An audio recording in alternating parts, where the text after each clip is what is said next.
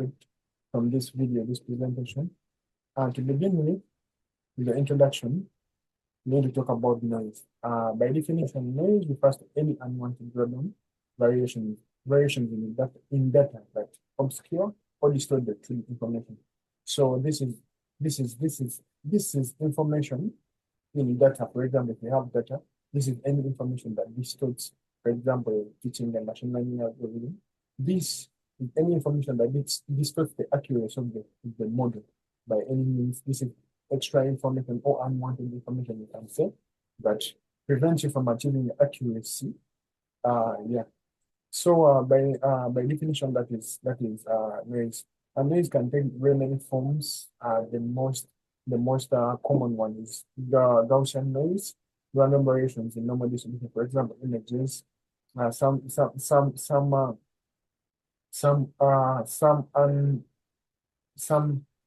variations that don't have patterns happen in the image. Some things that you don't want are in the image, for example. That is Gaussian. Then salt and pepper noise. Certain pixel intensity changes as white and black dots. So, for example, you have an image of a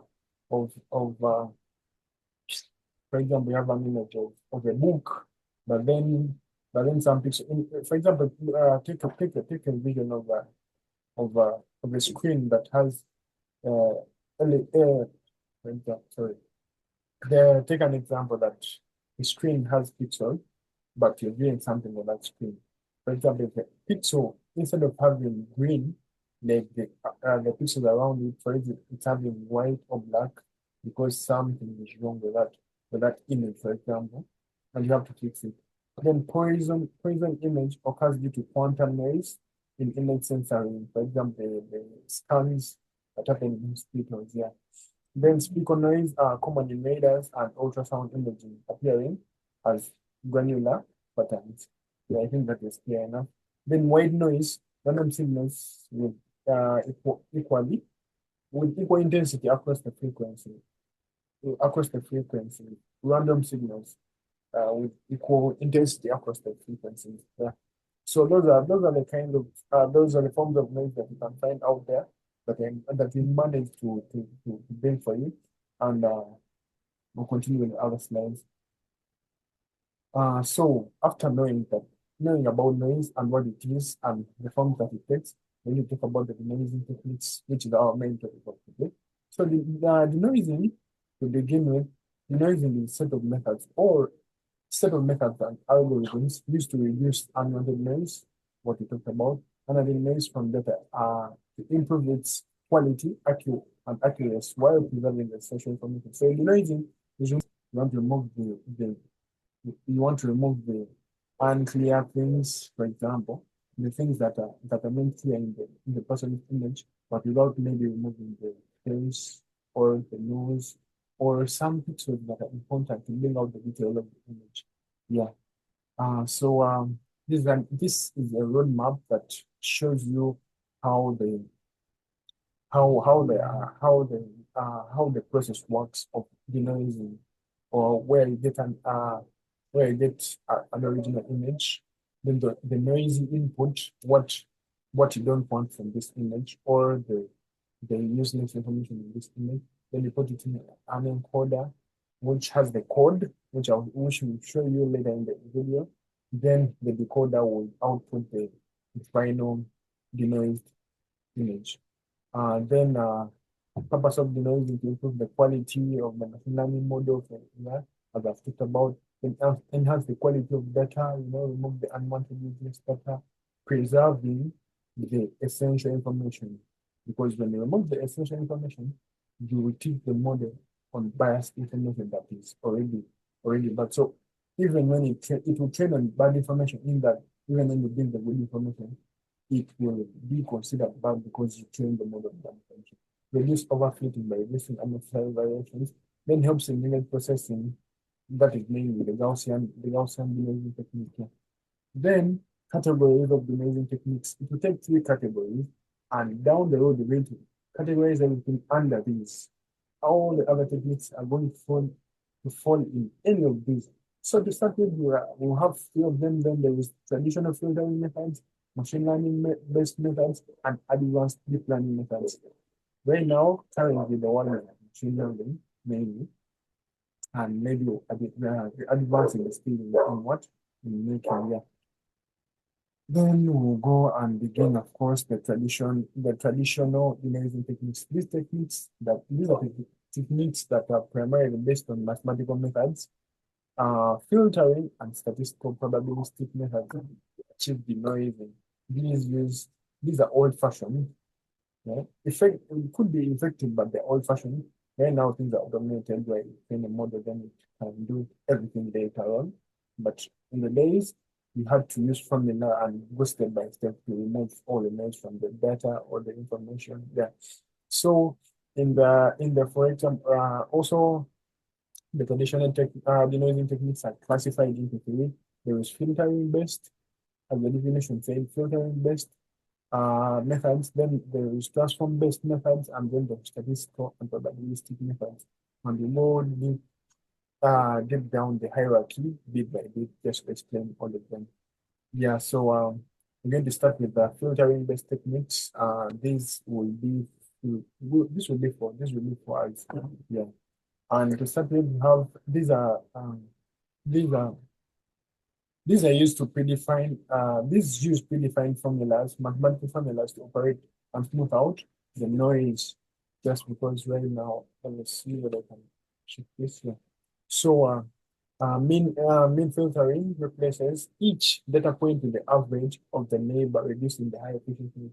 So if one picture, for example, in an image, or if one if one data set, if one piece of data in the data set is, for example, an outlier, we will try to average it with the rest, and in that will reduce the noise or reduce the big variations between the two data sets. It is simple and efficient, but can blur edges and fine details. So, for example, it will focus on the main, for example, the image of a person, focus on the person, and maybe the things that the background will be kind of blurred and some details will be, removed. So, in case you want to, in case for some reason you want to know the details of the background, you might lose out on that. So then median filtering, this is just an advanced part. This is just an advanced of the mean filtering. So this method replaces the pixel. Each pixel with a value of the median of the neighbors, effectively removing paper, as we talked about the paper, we find black and white pixels just coming up randomly. Moving salt and paper means it preserves the edges better than mean filtering, but computation is expensive for large images. Yeah. So it works better than mean filtering. They're basically using a similar principle, but this will work better than the other. Yeah. So we're going to talk about the other two.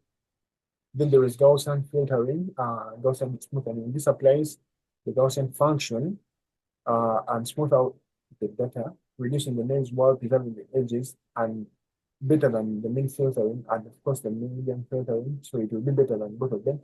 This preserves the edges better than mean filtering, but requires proper selection and standardization. So this one, if you see this formula, if you see the Gaussian, it requires a standardization of the pixels.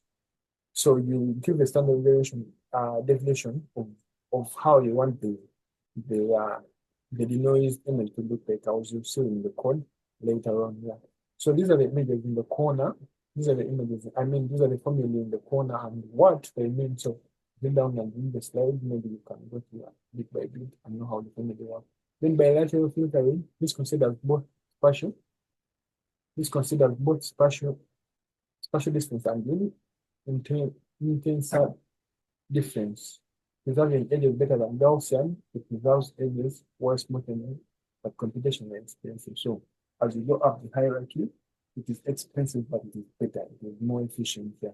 So we go to the next slide, which is Gaussian filtering smoothing. This we didn't talk specifically about this because it works effectively with images. This we talked about it, and for example, if you have a noisy image, you can these two are the two forms the pre-denoised images, as you see the code that follows. This is just a snippet of how everything works. So this image, the original image, the noisy image, so there was an original image, for example, if you look in this code, in the next page, and in the next slide, the exact code. We imported the image, the original image, from the website. Yeah. Then after importing it, we downloaded the image because let me actually use let me use the actual code. So we imported the image from this URL, then downloaded it. We downloaded it to our Google Drive because I'm using Colab, we're using Colab. Then we loaded the image using Grayscale. We loaded the image in Grayscale. Then we added more noise to the image because we assumed, that when you actually do noise in real life, the image will be already made. So this line of code is useless for real life, but we had to add somewhat some noise to the image so that you know, see the difference, you physically see the difference. This is the line that does that after loading the image and ensuring that it is successfully loaded. Then this is us adding the noise to the image. Then later on we came and started denoising. So we denoise this image into forms. The first form is a 5 by 5, with a standard deviation of 1. Remember, originally when we added noise, we added with the standard deviation of 5. So the standard deviation varies of the noise that is in the image. But usually when you're denoising, you use a standard deviation of 1. And we had this into what? Into the scales, the 5 by 5 and then 9 by 5. And then the 9 by 9. So this is us presenting the image in three forms. The original, which is this, the noisy image, after adding our noise. Then this is the partition that from this image, from this three segmented image, this is the partition that has a 5 by 5 as I was mentioning. Then this has a 9 by 9. So this is us actually implementing the denoising, and this is the formula that actually does the denoising, because we imported the libraries that have all this material, all these methods. So we just need to call them and apply them. So going back to our presentation, we proceed after that part of the code. We'll talk about transform domain based denoising techniques. Yeah. So we're going to these involve transforming.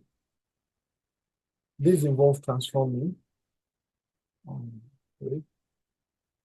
These involve transforming data into different domains such as frequencies, or wavelet domain, and then removing the unknown domain. So originally information will be presented in a given format, but you have to transfer it into either frequencies, wavelet domains, and then remove the noise, and then revert the data into its original form. After doing the denoising in a different format. So these will have also 4 of them. Yeah, not 4 of these, but at the top we have Fourier transform based denoising. This is the frequency domain analysis to remove high frequency noise, and it is basically used in audio and video denoising. So when you're removing audios, maybe when you're making the imaging and the sound data, so this is what it is. Then wavelet, this is wavelet transform-based denoising. It decomposes data into multiple levels, into multiple levels of resolution. Then this removes the noise specific the noise specific frequency bands were preserving the structure. So this will remove a specific, for example, level of after the data being classified into levels, there is a specific level that is specified, that you don't want, or that you assume to be noise, and everything above that will be denoised and will be assumed to be noise. So before it takes the information back to its original form, to go back after removing these levels of revolutions. Yeah, so the other is principal component analysis for denoising. This identifies the most significant components in data and reconstruction data using the principal component. Hence, removing noise in the vehicles it is highly effective in dimensional databases, the ones that have more than two dimensions there. The ones that, yeah. And then non-local means this replaces noisy pixels with the weight average of the similar pixel across the image, especially where similar patterns are repeated. So, for example, what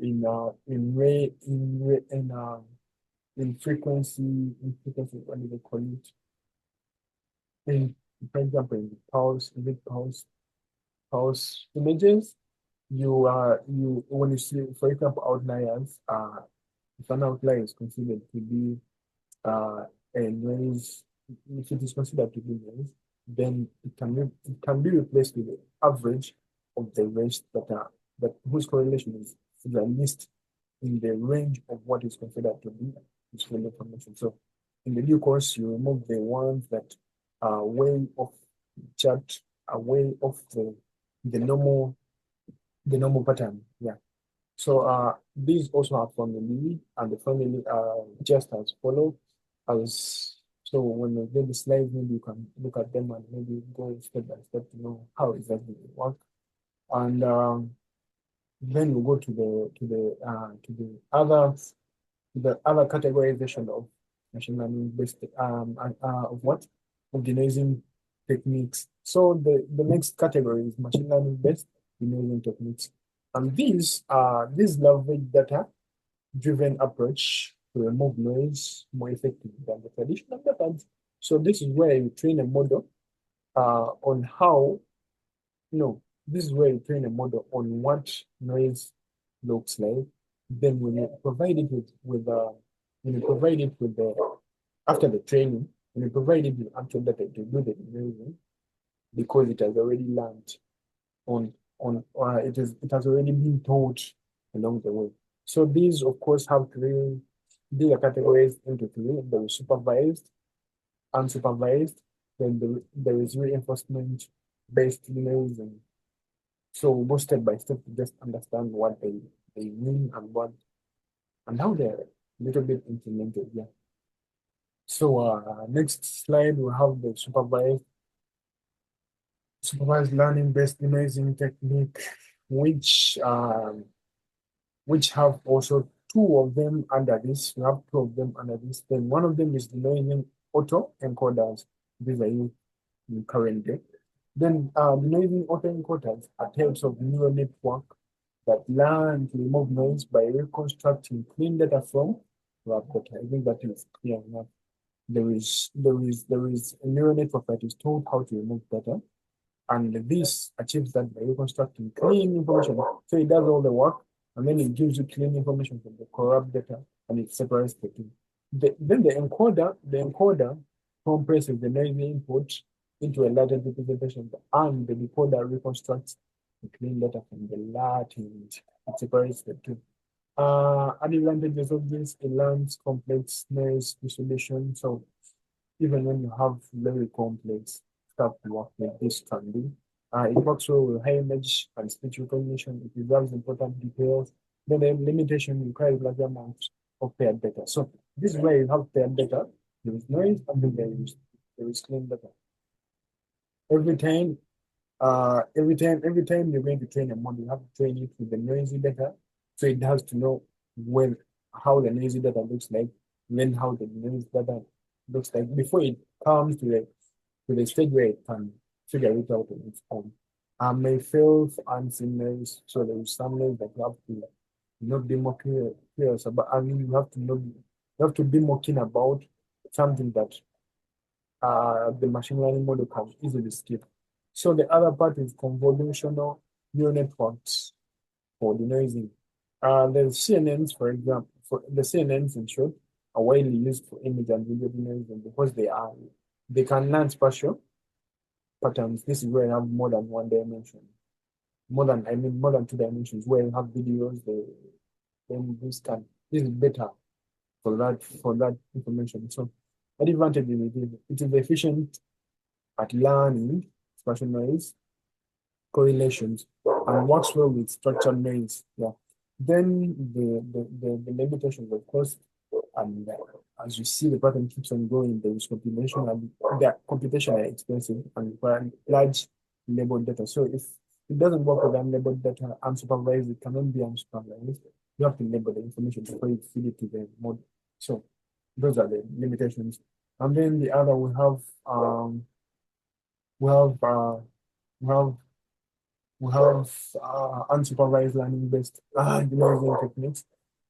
These are techniques that don't require clean noise pairs, clean, uh, clean to noise data pairs, making them more practical. So most of the time you can't, as you're training a model, you can't have large data sets unless you're going to denoise bit by bit, you as a person, so that you have clean data. And then when you're teaching the model, you teach it on what? Noisy data and then unnoisy data. I mean, the noise data, so that all clean data, so that it knows the difference between the two. So initially, you have to do some part by yourself, so that you make the data ready for the model. You classify the two and know the difference. That is for the supervised, where you have to have clean and then noisy data. For this case, it is more practical, where it saves you the burden of first cleaning data, first cleaning one pair of one part of the data, so that you can teach the model how to separate the case. Here you just feed the model with the information the way it is, because it is unsupervised. Then it will learn the patterns on its own bit by bit and goes on improving. So you don't have to do hard work on first cleaning data and then train the model on that data. So there is noise to noise. Noise to noise is the deep learning approach that learns the noise in broad, clean ground truth. By training on noisy images, when you train the noisy images, keeps on picking patterns and knowing what the noisy image looks like. So if you know what is bad, if you know, if for example, for rules, if you know what is not allowed, then the rest can be allowed. So this is the same analogy. When you know the noisy information, then you can classify the rest as not noise. So most of the time, it will take you, it will take you more, it will take you more, it will take you more time to, Yeah. So then next we have generative adversarial networks. This for denoising, the guns can be used to generate clean versions of noisy data by learning noise distribution. This is useful as it works well with structured noise and can generate realistic clean output, but difficult to train and requires high computational resources. How it works, the generator takes noise, data inputs and cleans the data. Then this is Tunjiro Susan, and I would love to take you through advanced denoising techniques in machine learning and this leverage for deep learning architectures, self-supervised learning, and probabilistic methods to remove noise while preserving fine details. Actually, these methods are above or outperform the basic averaging or filtering, like we saw above, the Gaussian denoising techniques, all the ones we saw above, they are above them. And they handle complex noise distributions that do not require or require less labeled data. And also they generalize better across different data types. For example, the images, audio, and biomedical signals. And they are categorized in different forms. And one is self-supervised learning, based denoising technique, and Bayesian and probabilistic denoising techniques, transformer-based denoising techniques, diffusion models for denoising, and I'll be taking you through one by one, and we're going to start with self-supervised learning-based denoising technique. This eliminates the need for paired clean data by learning denoising patterns from the noise data. So this particular denoising technique, it does not require the pairs. The other ones, some have pairs. You can see from a clean data and also compare it to the noisy for you to get a clear output or get a clear way to denoise it. But this one do not require the paired clean noisy data. It just learns from the denoising patterns. It learns denoising from around. And it's classified into two, and one is noisy to self, which can also be called blind spot networks, which is a supervised approach that trains models without requiring separate clean data. This particular one, it achieves it by masking out the parts of the image, and prediction, the pixel values based on their neighbors. So these ones, they don't they work on their noise self. They work with their noisy self. They do not require the clean data, the separate clean data for them to compare or to what. So its advantage is there is no need for clean ground truth data. It works well on real noisy data sets, and it generalizes across multiple data types. And the second one, we have noise to void, which can also be called the blind spot training. And this one, it just extends the noise to self by modifying the network architecture to ensure the model does not use pixels on value denoising. Instead, it learns from the neighboring values or the surrounding context. So this particular one, it's advantageous because there is no need for clean data, and it can also handle correlated data better than the noisy to self. Remember, the noisy to self, it uses its own noisy data. It can work from it needs a start. But this one, it can also work effectively for highly structured noisy patterns. And it can be applied in different forms. For example, medical imaging, where the CT scans, it's not easy to get the data, the clean data. So it works with the noisy images, the ones that they already have. And also it can also be applied in autonomous imaging, where the car cameras taking these photos, you can't easily trust to get a clean data, because it itself, the cars themselves, they take pictures in different or images in different weather. So you cannot know this is the clean one, because you will see one which was taken during the day or night, or when it was raining or not. So you can't be sure. That's when the self-supervised learning based denoising technique comes in, when you don't have the clean data, or when it is less necessary. You can easily use the noisy one. And the next one we have Bayesian. We have Bayesian and probabilistic denoising technique, and these leverage probability distributions to model noise and reconstruct clean data. And they are also classified into two. We have Bayesian denoising, which is a map extension estimation, and by map I mean the maximum A posterior. I'm going to be mentioning it as map estimation to recover clean data by modeling noise distributions. This one, it's actually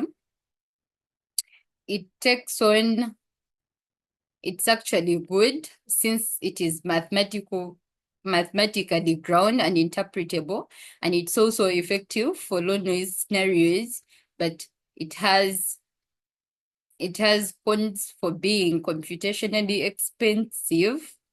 The cons for being computationally expensive. Like it is so expensive, not so expensive, but it is expensive because it has, when it is dealing with large data sets, it will need like a larger computation, which needs in like more income or like more money. It makes it expensive. Even the materials, like everything concerning it becomes expensive when it is dealing with large data sets. And that is its main disadvantage. And they also require like well-defined prior data sets. Like you must have a data set. Unlike that self-supervised, where it can easily learn from whatever it has, it doesn't need a clean data. So it needs prior data sets. And then we have the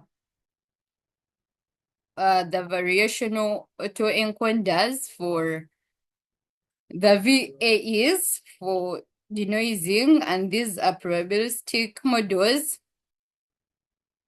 and they generate models to learn the latent presentation of data by mapping it to a probability distribution.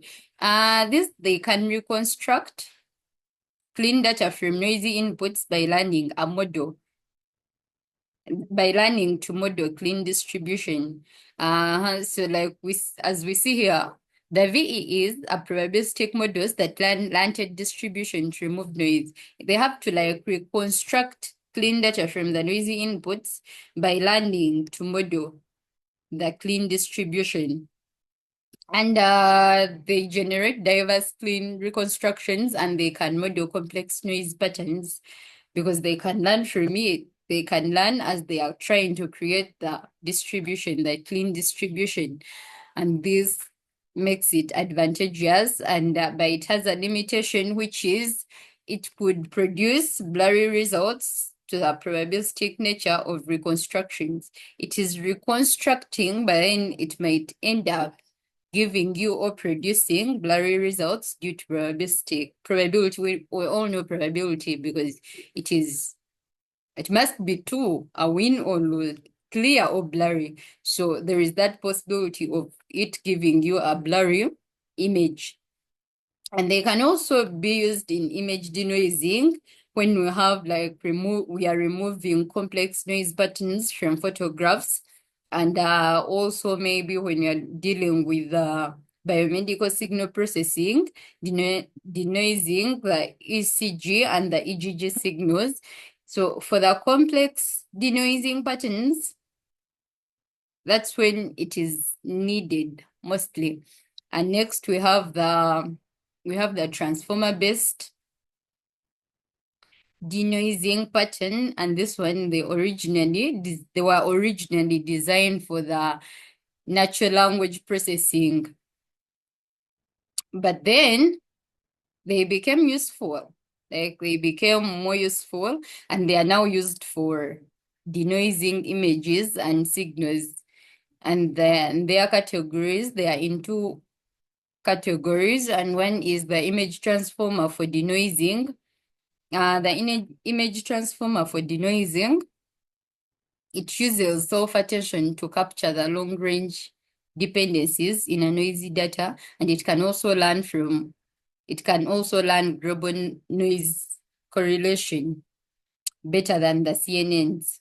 And it's advantageous because it captures long-range noise dependencies. For example, we said it can learn global noise correlation. That makes it huge. So that makes it advantageous because it can also capture long-range noise dependencies. And then it can also handle structured noise effectively. This also makes it an advantage because structured noise, and like it can handle it effectively. And then we have, though it has limitations, and one of the limitations are it requires large data sets for training. Like we said, it can learn globally, like global noise correlations better than the CNNs. So that means it itself, the global noise correlations, they have to be large for you, when you're training the data sets, you need, when you're training the model, you need like the large data sets because they work in a long range noise dependence. And we have number 4, we have diffusion models for denoising. And these are a class of deep generative models that learn to remove noise by stimulating a reverse diffusion process. These ones, they reverse the diffusion process where clean data is progressively corrupted by noise. So, and they've shown remarkable noise tasks by simulating this reverse diffusion to reconstruct high quality data. So, like I've said, these diffusion models for denoising, they are into deep generative models that learn to remove the noise by stimulating a reverse diffusion process. Like we are trying to get what we had before the noise, or we are trying to remove the noise that like came in. So, and it is also like categorized. We have the denoising diffusion probabilistic models, which are called the DDPMs, and they are one of the most widely used diffusion models for denoising. They learn a sequence of denoising transformations and leverage probabilistic framework to optimize the model. Like I've said, that DDPM's model, they gradually denoise the process by learning a sequence of transformations and progressively recovering clean data. They have to like learn the denoising process, then they transform and progressively recover the clean data. And the advantages are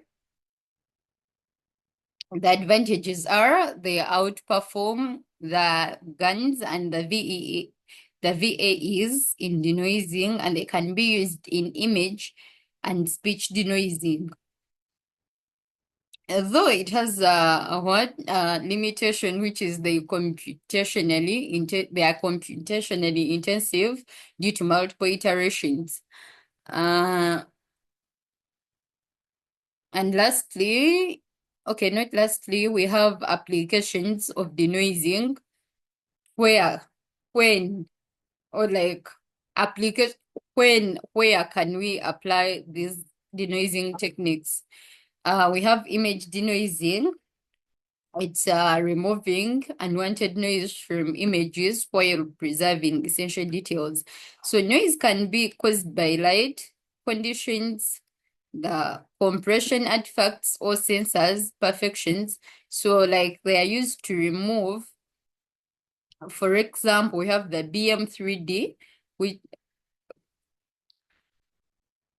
then we have the sensor and the IoT data denoising. It reduces noise in smart sensors used in industries.